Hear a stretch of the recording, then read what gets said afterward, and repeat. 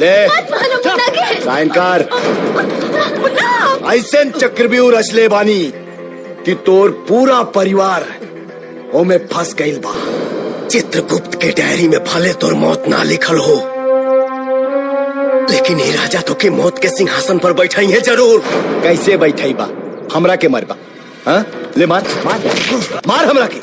एक बात जाना तारे, बरसों पहले गाड़ी के ब्रेक फेल कैले रहनी, ओमे तोर बाप मर गई मनोहरा।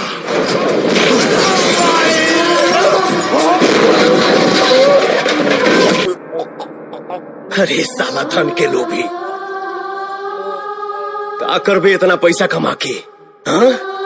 न कफन में जेब होला और ना ही कब्र में अलमारी, और मौत के फरिश्ता तो रिश्वत भी ना ले ले रे पापी।